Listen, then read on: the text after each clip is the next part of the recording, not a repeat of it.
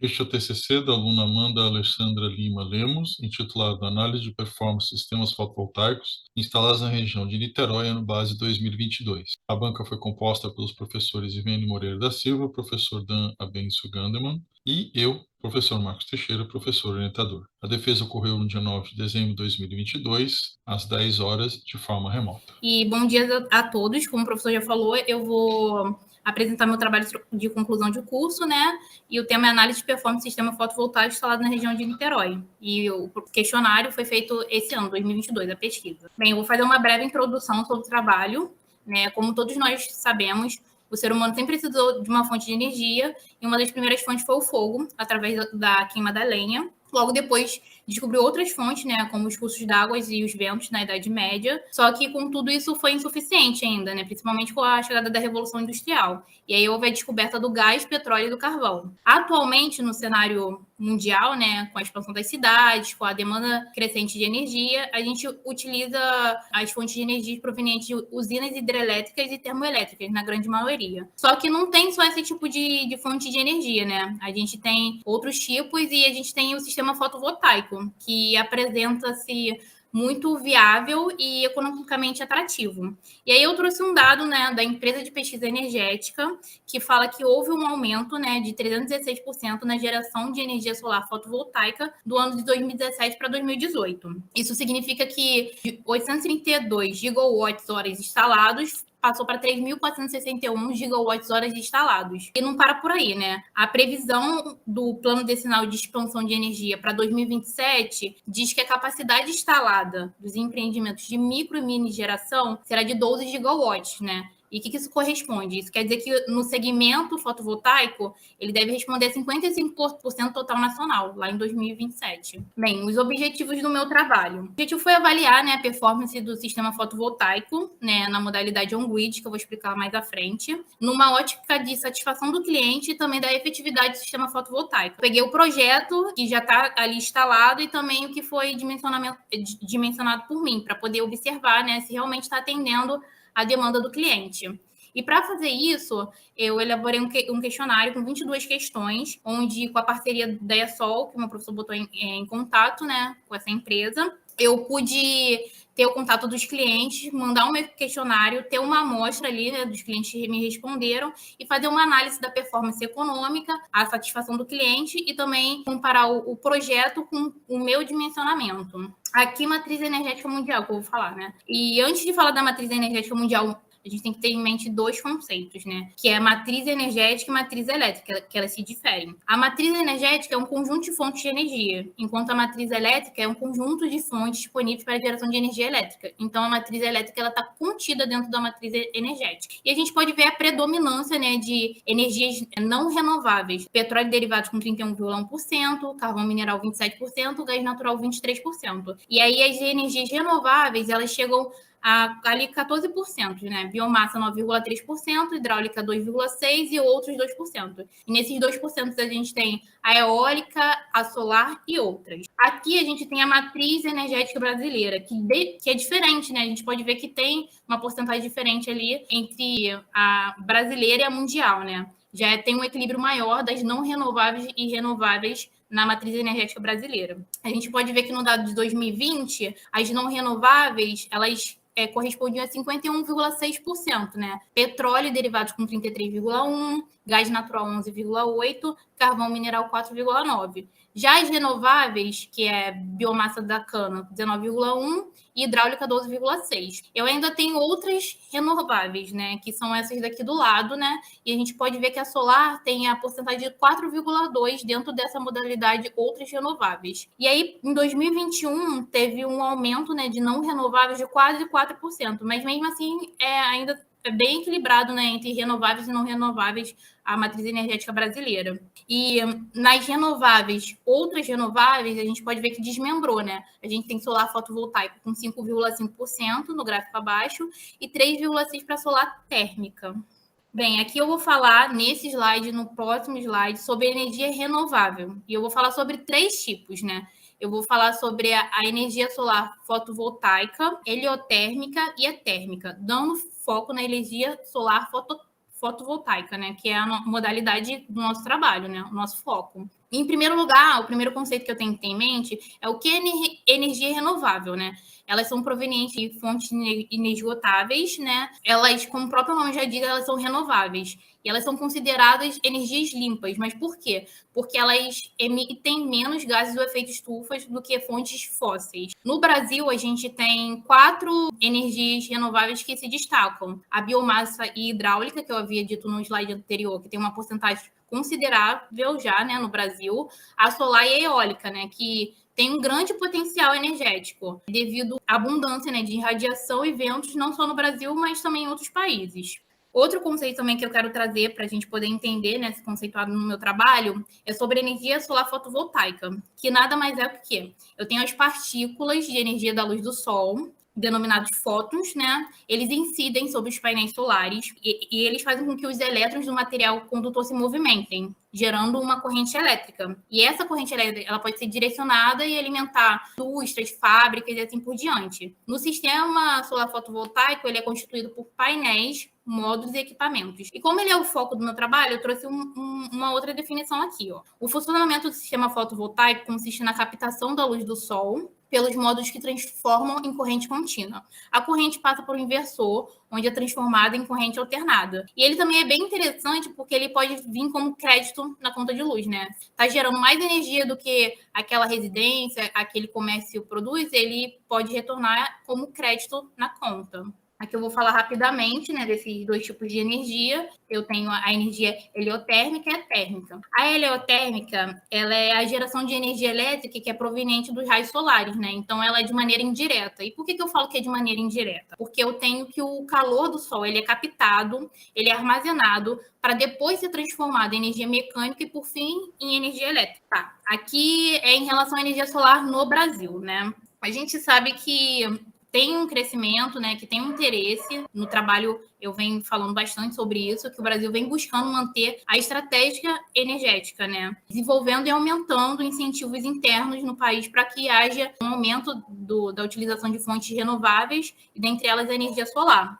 E aí eu botei uma linha do tempo, né, que demonstra algumas formas de incentivo, e aí eu vou ler algum deles. Por exemplo, em 2010, publicação da consulta pública, que o objetivo era reduzir as barreiras para a instalação de geração distribuída e a partir de fontes renováveis no Brasil. Então, a gente vê que sempre há uma tentativa de melhorar de alguma forma ou incentivar, né, o uso de fontes renováveis no país. Ou então, em 2015, aqui, que a gente tem isenções e programas de incentivos. Então, assim, o Brasil ele está procurando constantemente desenvolver outros tipos de tecnologia, sabe? A implantação, né? Isso é demonstrado ano a ano. Aqui ainda falando da energia solar no Brasil, né? Eu tenho que no Balanço Energético Nacional fala que a energia solar houve um aumento de 88,3% da mini geração distribuída, né? No relatório ele ainda diz, né, que a geração solar fotovoltaica atingiu 8.771 megawatts de potência instalada e 9.019 gigawatts de geração, né? Aumentou 4,2. E os setores que mais contribuíram para isso, né, foi o industrial, seguido do comércio, depois agropecuário e residencial. Nesse gráfico aqui, eu tenho a geração distribuída por classes. E esse aqui é voltado para os sistemas on-grid, né? Essa divisão. Aí a gente pode ver que residência é que possui o maior número de sistemas, seguido pelo comércio e depois rural. Eu já havia dito anteriormente, né? O nosso trabalho ele foca, né, no sistema fotovoltaico on-grid. Só que tem mais 2 tipos, que é o off-grid e o híbrido. E essas classificações, elas se dão pela forma de geração ou transmissão de energia. O on-grid é o sistema conectado à rede de distribuição. E a diferença do on-grid para o off-grid é que o off-grid, ele funciona através de banco de baterias, né? O off-grid é muito bom para áreas remotas. E a gente tem um sistema híbrido também, né? Que ele é a junção dos 2 sistemas. Tá? Aqui eu vou falar sobre o critério de dimensionamento, né, do sistema fotovoltaico. No meu trabalho, expliquei irradiação, equação de distanciamento local, eu falei sobre o espaçamento, só que eu vou dar foco em como foi realizado a metodologia para o meu dimensionamento, né, que foi a partir do projeto Vento Solar, né, da UF, da Universidade Federal Fluminense, do meu professor orientador, com a empresa ERSOL. ele é como se fosse um passo a passo. Mas antes de calcular a demanda de energia, a área mínima ou a potência, eu preciso de certos parâmetros. Para isso,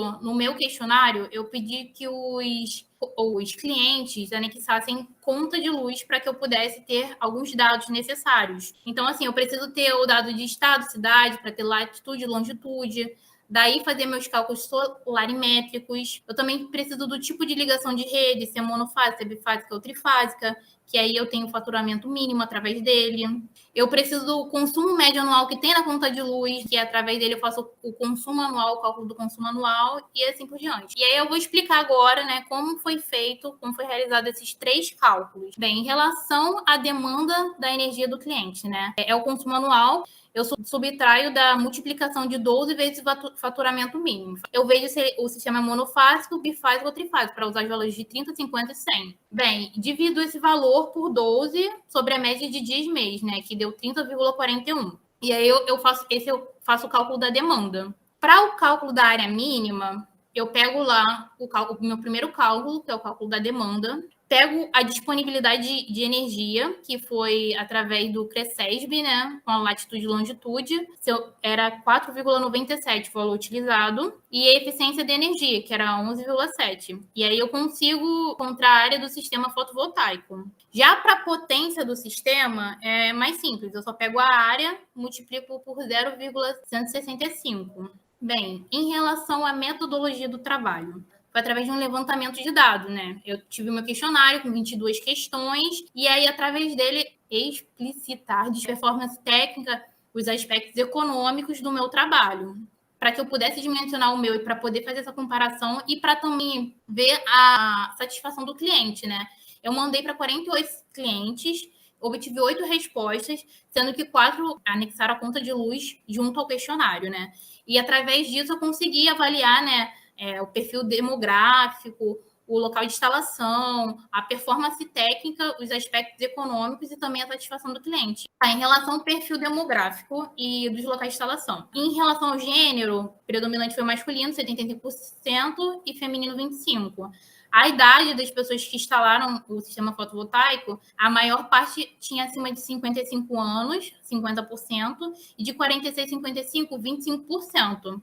No nosso questionário, a gente deixou em aberto para residência e comércio, mas eu obtive resposta só de residências, 100%. Tempo de construção do imóvel. A maioria tinha mais de 10 anos, 62,5%. Em relação ao tempo de instalação, a maior parte, né, tem menos de 2 anos, 75%, de 2 a 5 anos, 25%.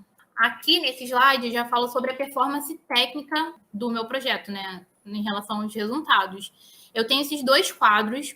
O primeiro me dá os dados de localização, o consumo e os painéis instalados. É o projeto em si. E esses dados eu adquiri junto ao cliente, né, e a conta de luz. Aqui está o CEP de cada cliente, C1, C2, C3, C4. O faturamento mínimo, né, que é através do CEB bifásico, trifásico ou monofásico. Eu tenho o consumo mensal, que eu posso encontrar lá na conta de luz. E a disponibilidade de energia, que eu pego no CRECESB, que eu explico passo a passo como ocorreu para encontrar esses valores. E aí foi dimensionado os painéis de acordo com o projeto, né?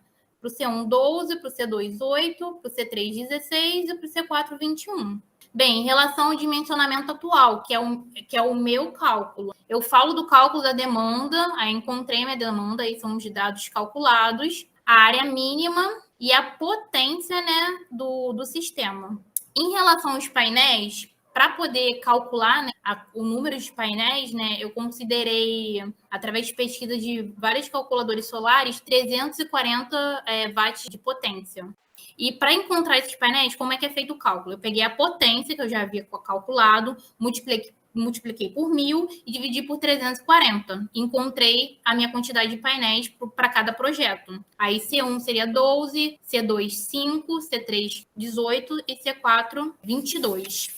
Aqui eu tenho um comparativo de potência e um quadro falando sobre a produção mensal. Eu tenho que ter em mente que todos esses dados aqui é o que foi projetado, que já temos, né, no projeto, e os meus cálculos que eu realizei. Aí eu tenho aqui a potência instalada, né, em cada projeto e a potência calculada no meu trabalho.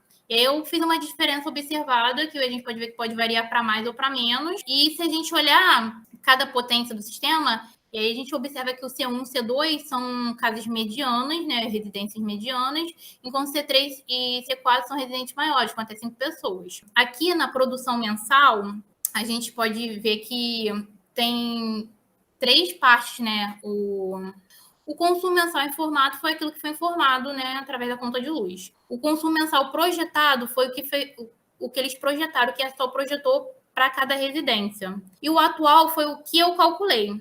Aí eu vou pegar aqui como exemplo C1. C1 que foi informado foi 452, o projetado foi 489, o mensal atual, que é o meu cálculo, 580.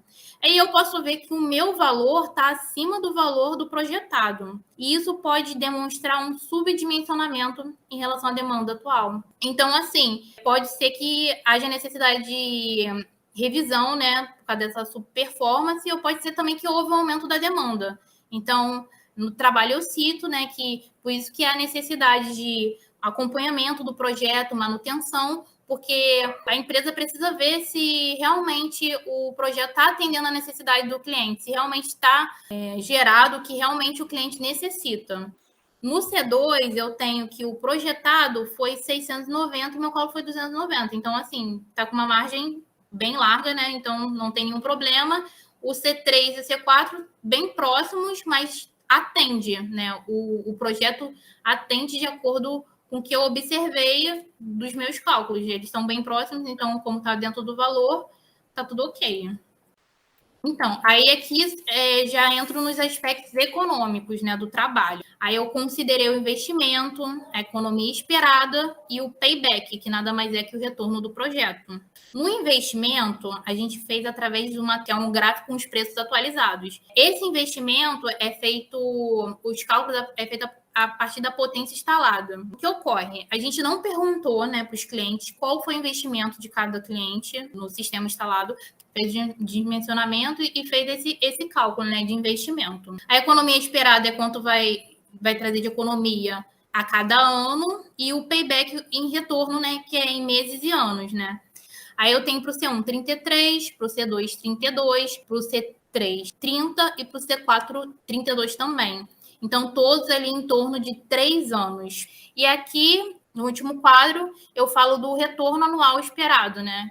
Aqui eu já entro na questão da satisfação do cliente em relação ao funcionamento do sistema fotovoltaico. A metade falou que apresentou poucos problemas, né, poucas vezes, e a outra metade, 50%, disseram que nunca houveram nenhum problema. Já em relação ao problema em ação corretiva ou reparo, 75% falou que houve uma ação corretiva rápida e 25% não houve necessidade de reparos. Em relação a medidas preventivas ou corretivas, né? 75% falaram que as ações são sempre corretivas e 25% falaram que utilizaram a manutenção preventiva, né, antes que ocorra alguma coisa, né, no sistema. E aqui, em relação ao custo-benefício, 87,5% falaram que é um bom investimento, né?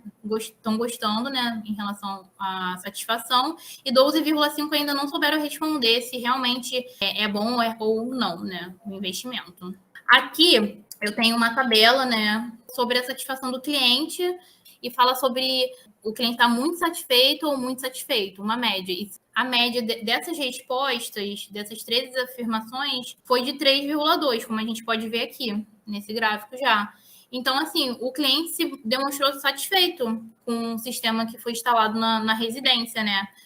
Levando em consideração esses dados. Aqui, já a satisfação do cliente em relação à empresa e à utilização do sistema. Bem, a gente pode ver que 87,5% demonstraram satisfação total com a empresa, botaram nota máxima, e aí 12,5% botaram a nota um pouquinho menor, mas mesmo assim é uma satisfação alta. Na visão do cliente, a empresa atendeu super bem o que eles esperavam. Já em relação à utilização do sistema, 75% deram nota máxima e 12,5% deram uma nota menor. Provavelmente, se tiver algum problema, né, tipo fotovoltaico, pode ter tido alguma interferência, né, nessa questão, mas mesmo assim é um valor alto que demonstra que o cliente está satisfeito tanto com a empresa quanto o sistema utilizado. E agora são as conclusões, né, do trabalho. A gente viu, né, no trabalho que o fator determinante, né, para a instalação desse sistema foi uma questão de economia. Então, o cliente ele procura isso. Também citei que quanto menor o sistema, maior o acompanhamento de performance, né? Por causa do sistema subdimensionado. E aí a gente entra naquele C1 lá que a gente viu que o valor que eu calculei estava maior do que o valor do projeto. Então, provavelmente, é necessário o acompanhamento. E uma sugestão que eu fiz é que o sistema fotovoltaico, os de menor porte, deveria ter um acompanhamento a cada 2 anos, né? E sistemas médios a cada 3 a 4 anos. Os clientes também se mostraram bem satisfeitos na pesquisa e o fator decisivo também para que o cliente instalasse, né, esse tipo de sistema na residência, no caso aqui no nosso projeto de residência, né, economia. E é isso. Acabou. Rápido.